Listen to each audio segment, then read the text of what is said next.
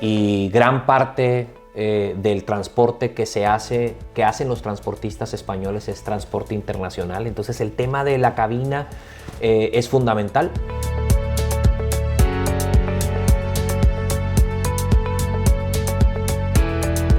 Todo depende de la disponibilidad del combustible. Si el combustible fuera disponible, es una muy buena alternativa para el camión pesado.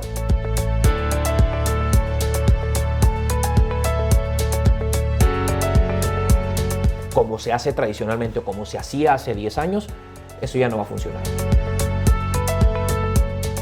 Muy buenas a todos y a todas. Hoy estamos en Azuqueca de Henares, en el centro de formación de DAF, para hacer entrega del Premio International Truck of the Year y ya de paso aprovechar y conocer a su nuevo CEO, Luis Fernando Reyes, que ya sabéis que a mí me gusta un poco saber también la visión que tienen las marcas del transporte en general para ver un poquito qué camino están llevando. Así que, dicho esto, muy buenas, Luis. Muchas gracias por recibirnos. Muchas gracias, Álvaro. Bienvenido y aquí estamos para poderte atender y poder compartir un poco sobre la visión de DAF respecto al transporte. Muchas gracias. Quería decir que, claro, llevas un poco más de un año en el puesto como CEO en DAF Península Ibérica, pero también llevas poco más de un año en España, porque vienes de México. Entonces me gustaría lanzar la primera pregunta un poquito para que nos contaras la diferencia que hay ahora mismo en el sector del transporte en México, en este caso, en América en general, y me gustaría saber lo que te encontraste en España, tanto a nivel normativo como a nivel sensaciones de clientes, etcétera, o incluso por propio diseño de camiones, cuando llegaste en el 2024. Fíjate que, buena pregunta. Yo creo que empezando, yo partiría la respuesta en dos. Una tiene que ver con como bien dices, ¿no? El tema del mercado en general, cómo es la dinámica del transporte, todo el marco normativo, y sí es muy diferente a lo que vemos en América. Allá estamos un poquito más acostumbrados por las distancias, por las diferencias o las distancias entre los centros de consumo y los centros de producción, a utilizar camiones con mucho mayor caballaje, con mucho mayor tonelaje, y eso hace muy diferente el tipo de camión y la configuración del camión que tenemos aquí en España y en Europa en general, ¿no? En América, el camión más tradicional o el más común es un camión de 3 ejes, lo cual aquí resultaría muy extraño, ¿no? Aquí prácticamente el 90% de lo que se circula en carreteras es de 2 ejes. Entonces, en ese sentido, ya partimos de ahí de una diferencia importante. Si hablamos del tema, ahora sí en particular sobre los clientes, el transportista, al final yo creo que las similitudes se encajan muy bien en el sentido de el tema de la falta de operadores es un problema a nivel mundial, el tema del costo de la logística es un problema que es un reto que enfrentan todos los transportistas a nivel mundial. Y bueno, el tema de los combustibles, ¿no? El tema del costo de los combustibles y la disponibilidad de buenos combustibles, la buena calidad del combustible, es algo que he visto en América y que, bueno, me he topado lo mismo, esas mismas preocupaciones por los clientes aquí en la península. Y en cuanto a temas de contaminación, emisiones y demás, ¿son tan estrictos allí como aquí? Nosotros, particularmente en México, estamos viviendo lo mejor de los dos mundos. Es decir, la normativa en México, en términos de emisiones, incluye tanto la norma norteamericana, que es la que dicta la EPA, la Environment Protection Agency, y la norma europea, Euro. Entonces, actualmente tenemos tanto norma EPA 10 como Euro 6. Entonces, al final, lo que se busca es que tanto los camiones que se fabrican en el país como los que se importan tanto de Europa como de los Estados Unidos cumplan con el mayor nivel de emisiones, tanto como lo que circula en Estados Unidos como lo que circula en Europa. Entonces, en ese sentido, vamos muy alineados en cuanto a esa tecnología y estamos en ese último nivel. Y me comentabas que predominaba el gas allí más que lo eléctrico. Sí, fíjate que hablando de tema de sustentabilidad, desde hace, yo te podría decir que alrededor de unos 10, 15 años, el tema del gas natural en América ha ido evolucionando favorablemente. Mucho tiene que ver por el tema del costo del combustible. Sin embargo, la evolución que ha habido para un camión con un mayor beneficio para el medio ambiente ha sido el brincar primero a desarrollar una flota con gas natural antes de poder brincar al tema del eléctrico.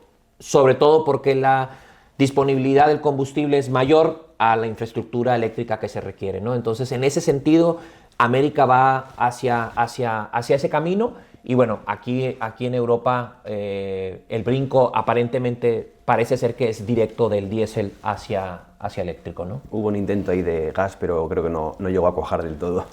Y en cuanto a normativas aquí en España, ¿cuáles ves más realistas? Porque al final pedir es gratis. Entonces otra cosa es pedir, otra cosa es que los fabricantes podáis llegar a tiempo a los requisitos que se exige.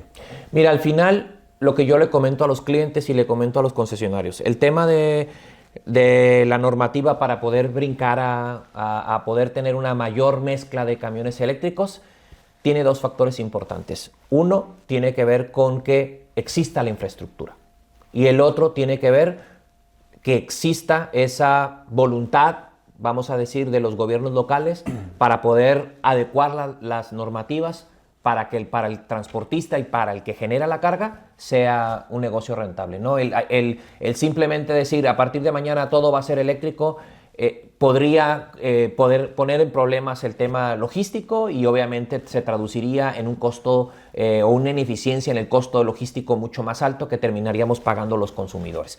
En ese sentido, yo creo que tiene que haber ese camino de la mano, tanto el que genera la carga, el que mueve la carga, como el gobierno para poder poner el camino correcto. Y cuando hablo del camino correcto no solamente es promover el desarrollo de la infraestructura, que sabemos que todavía hay mucho por hacer aquí en España, sino también el poner, vamos a decir, los incentivos o los apoyos o los subsidios necesarios para que esta tecnología empiece a tomar mayor velocidad y bueno, eventualmente ese volumen convierta en que la diferencia del costo en un futuro pues sea más corto entre el diésel y el eléctrico. Y ahora que en España, claro, la idea, lo que tú decías, es ser eléctricos, ¿en qué ámbito lo ves tú ahora mismo, a día de hoy, con la infraestructura que hay y la tecnología que hay, un camión eléctrico? ¿Larga distancia, urbana, última milla? ¿Cómo lo ves? Definitivamente la última milla es el ideal en términos de que puedes tener un circuito controlado, tanto en carga como en distancia, y que puedes tener un circuito que no pare, ¿no? Al final, como toda nueva tecnología, el poder tener una rentabilidad sobre esa unidad en particular requiere que el camión se conduzca el mayor número de kilómetros posibles. Entonces, en ese sentido, yo veo que la última milla o el transporte, vamos a decir, regional, es decir, entre distancias cortas entre ciudades, tanto de sus proveedores a los centros de producción, como de los centros de producción a los centros de distribución, yo creo que eso puede ser una primera alternativa buena. Sin embargo, el tema del urbano en cuanto al trabajo que se hace metropolitano en grandes ciudades, creo que también ahí hay una muy buena oportunidad, sobre todo en camiones de reparto locales, los cuales permitirían que haya una menos concentración de contaminación en las grandes ciudades, como lo hemos visto, pero sobre todo el que abra la puerta a que esa cadena logística sea eficiente, porque muchas veces lo que nos topamos es que un camión que va a repartir en una gran ciudad empiezan con las zonas delimitadas, empiezan a tener restricciones de horario de circulación, entonces se contradice con lo que te decía ahorita, ¿no? Para que sea rentable necesita no parar, pero si nos vamos a aventurar a tener un camión eléctrico, pero tiene restricción de horario, entonces lo obligas a parar, entonces se contrapone contra lo que debe de ser el beneficio que se busca de un camión eléctrico. Y aunque se siguen haciendo pruebas ahora con camiones de hidrógeno y que se demuestre lógicamente que es viable, ¿tú lo ves realista? Todo depende de la disponibilidad del combustible. Si el combustible fuera disponible, es una muy buena alternativa para el camión pesado. Se requiere mucha energía, mucho poder para mover 40, 50, 70 toneladas ahora que tenemos con los doble trailers.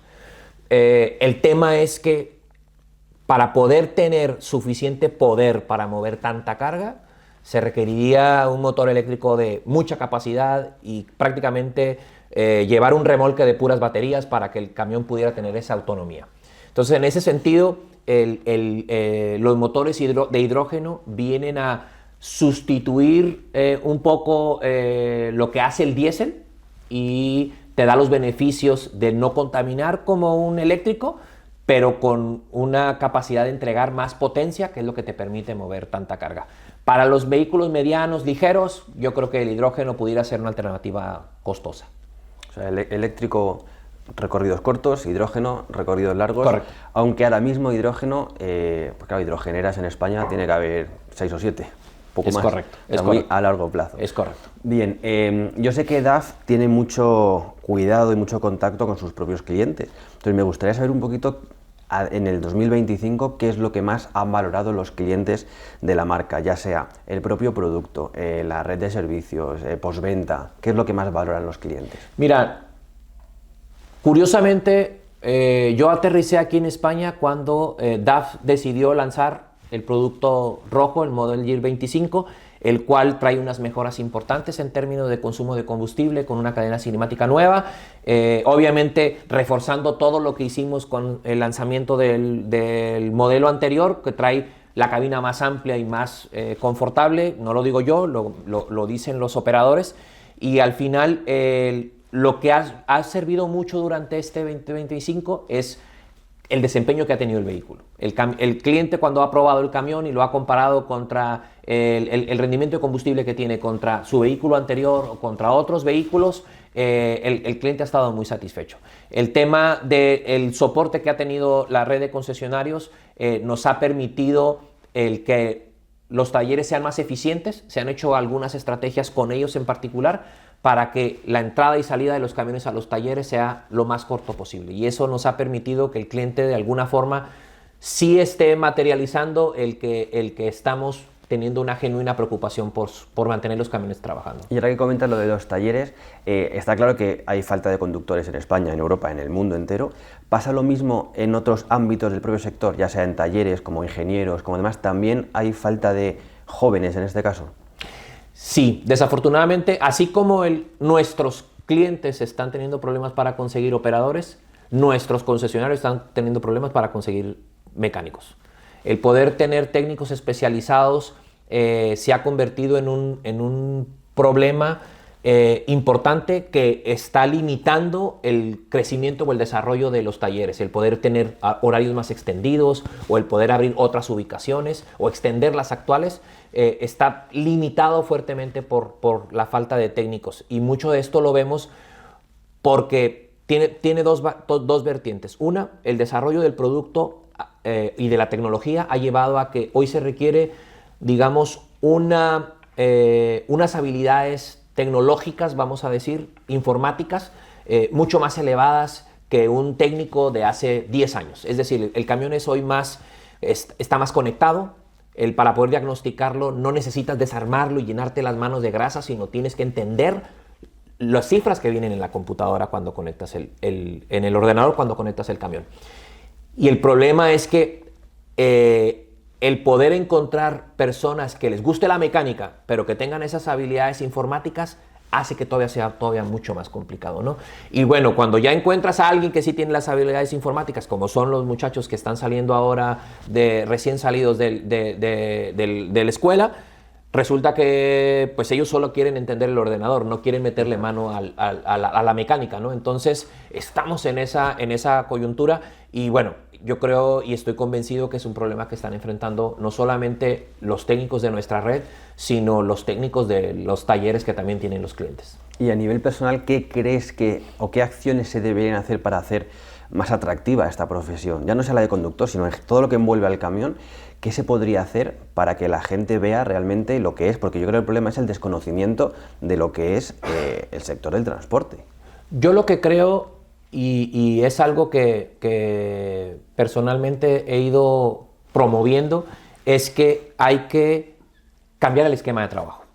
Primero que nada, hay que buscar adecuar las condiciones y las reglas de trabajo a las expectativas y necesidades de los nuevos trabajadores. ¿A qué me refiero con esto? Si hoy tenemos un mecánico que entra a las 8 de la mañana y que sale al almuerzo a la 1 de la tarde, regresa y termina su jornada a las 6 de la tarde, eso es lo que tradicionalmente sucedía. Si hoy tú le ofreces a un joven recién egresado de una escuela técnica o de una escuela relacionada con temas mecánicos o de ingeniería que va a venir a trabajar 3 días, 12 horas, y el resto de la semana no va a venir a trabajar, porque ya cumplió con las horas que hubiera trabajado en un horario normal, sería mucho más atractivo que tratar de obligarlo a venir de lunes a viernes de 8 a 6. Y es que tienes que tomarte 2 horas de descanso. No, a mí déjame trabajar mis 8 horas o 12 horas y déjame ir a mi casa. Entonces, las expectativas laborales que tienen los nuevos egresados, vamos a decirlo, todavía no coinciden o no encajan con la oferta laboral. Entonces, esa parte tiene que cambiar. Y la otra es que internamente en los talleres tienes que buscar la especialización. Es decir, si tú esperas que una persona sea la encargada de diagnosticar, desarmar, reparar y volver a armar el camión, como se hace tradicionalmente o como se hacía hace 10 años, eso ya no va a funcionar. O sea, el tipo de persona que ahora pudiera estar llegando a los talleres es, a ver, yo entiendo lo que te decía hace un momento, yo le entiendo al ordenador, yo te puedo decir en la computadora, viendo los códigos de falla, los árboles de diagnóstico, ¿qué tiene el camión? Pero no me digas que yo lo repare.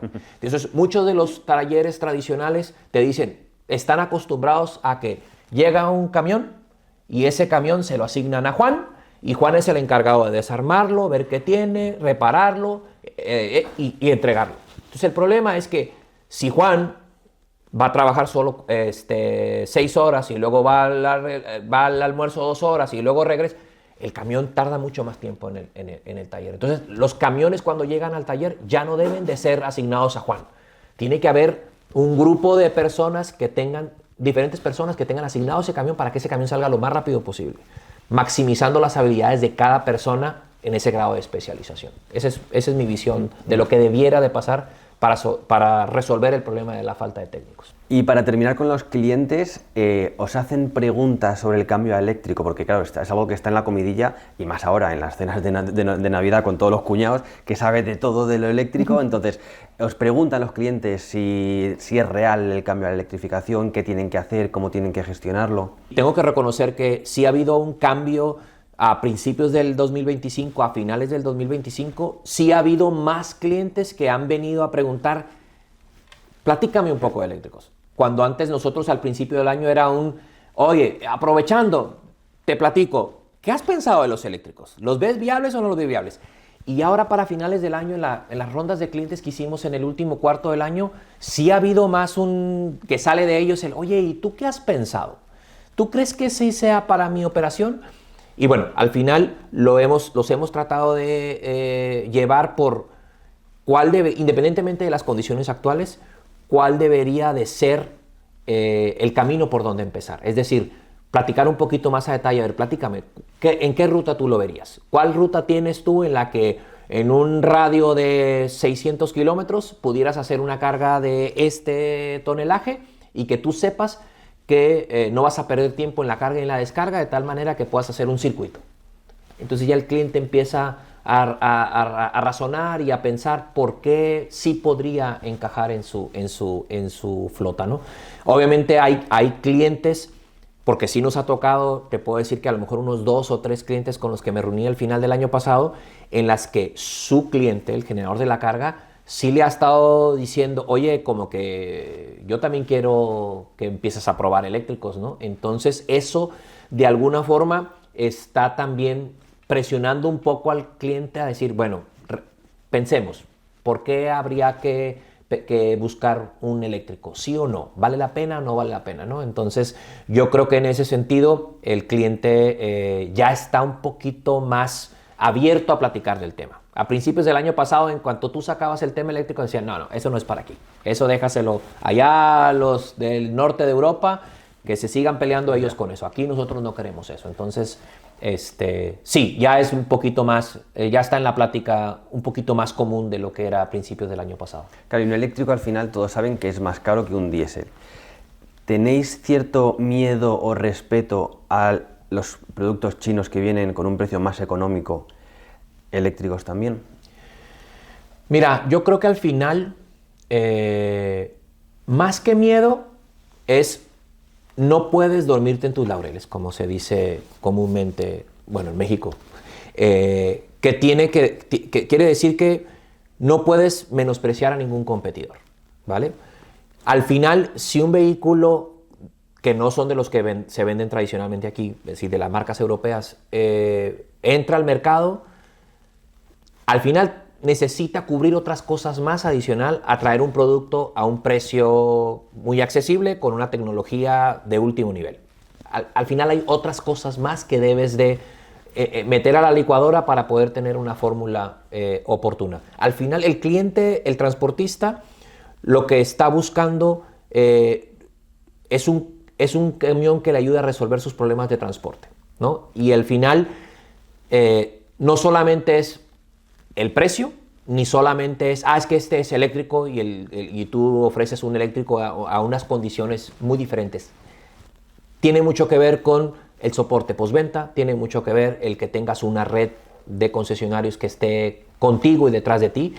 Al final no vemos que un transportista vaya a mudar su flota de la noche a la mañana o rápidamente a eléctrico en grandes cantidades o en grandes mezclas, por lo cual al final va a seguir dependiendo del concesionario que ofrece camiones de diésel. Entonces yo creo que, y sobre todo aquí lo he notado mucho en España y es algo de lo que veo mucho en México, somos hispanos por naturaleza, es que el tema, le dan mucho peso al tema de la relación personal y esa parte de deshacerse del concesionario que ha estado con él desde siempre, tampoco va a ser sencillo, ¿no? Entonces yo respeto y yo estoy al pendiente de cualquier cosa que pudiera pasar. Sin embargo, nuestro trabajo es maximizar el producto que tenemos y resolver los problemas de los clientes de la mejor manera. Es verdad que al final es una inversión muy grande, entonces que si te sientes acompañado después de decir que no te vendo el camión y ya me olvido de ti, aunque sea más barato, el hecho de tener una inversión tan grande, el tener ese seguimiento, ese apoyo de cualquier duda, cualquier problema, yo creo que eso también en España también funciona bastante. Y decías, y con esto quiero terminar, el cliente busca en un camión X. A mí me gustaría, imagínate que desaparece toda la normativa de España, todos los límites de pesos, de todo. ¿Cómo sería? Dime 3 cosas que tendría que tener el camión perfecto para ti, independientemente de normativas, como si quieres un camión de 500 toneladas. ¿Cómo sería el camión perfecto? Mira, yo creo que el camión perfecto para un transportista español tendría que ser un camión muy cómodo por dentro, porque al final del día el operador vive en el camión y gran parte del transporte que hacen los transportistas españoles es transporte internacional. Entonces el tema de la cabina es fundamental. El otro punto importante, para mí el camión ideal es el que debiera de traer toda la tecnología que está disponible. Y cuando hablo de esto en particular, me refiero, por ejemplo, puntualmente al tema de los espejos que son de cámara, ¿no? Que hay todavía una lucha entre yo sí estoy de acuerdo y yo no estoy de acuerdo. Hay operadores que sí les gusta, otros que no les gustan. Hay unos que dicen es que con esto tiene este y estos beneficios y el otro dice sí, pero tiene estos y estos perjuicios. Yo creo que el tema de la tecnología, sabiéndola utilizar a tu favor, prácticamente haría que el camión se caminara solo, ¿no? Y si me preguntas a mí algo que no existe, yo buscaría un camión que tuviera un sistema de ADAS más avanzado en términos, no llegar a ser un autónomo, pero sí que sea una asistencia a la autonomía mucho más avanzado. Es decir, que te permita circular por la autovía, digamos, sin tener las manos en el volante, siempre con la persona detrás del volante, que te permita estacionar en un docking para poder descargar sin tener que depender de las habilidades o falta de habilidades del operador, del chofer. Entonces yo creo que eso sería algo que el camión ideal debiera de tener. ¿Por qué? Porque al final esos pequeños gastos de mantenimiento que va teniendo el transportista van relacionados con deficiencias en el manejo de la unidad. Entonces, si buscas cuadrar todo para que la operación sea mucho más efectiva, entonces el camión va a ser mucho más, digamos, el costo de mantenerlo va a ser mucho más bajo. Sí, al final todo gira en torno a comodidad, confort y eficiencia. Al operador. Todo tiene que ver con el operador. Podemos estar sentados nosotros de la oficina diciendo ahora va la carga de acá para acá, pero al final del día quien se monta detrás del volante tiene la responsabilidad de regresar a su casa y sobre él tenemos que trabajar. Muy bien, Luis, pues muchísimas gracias por atendernos y oye, súper interesante. He aprendido bastante, la verdad, y me gusta, como decía al principio del vídeo, me gusta mucho conocer la visión de al fin y al cabo eres un experto del sector, para también ver un poquito, pues eso, cómo dejarnos de lado de las fake news que puede haber y saber lo que es la realidad del transporte y de los camiones y de los productos y cómo va a evolucionar todo. Me parece muy interesante, te agradezco muchísimo. No, a ti Álvaro, muchas gracias por el tiempo, por habernos acompañado a recibir este gran premio que al final es el resultado de muchos años de trabajo. Muchas veces nos han dicho, es que están llegando tarde al mercado de eléctricos. En España se vendieron 500 camiones eléctricos el año pasado, en el 2025. No es que estemos llegando tarde, estamos llegando cuando debemos de llegar con el producto que debemos de llegar.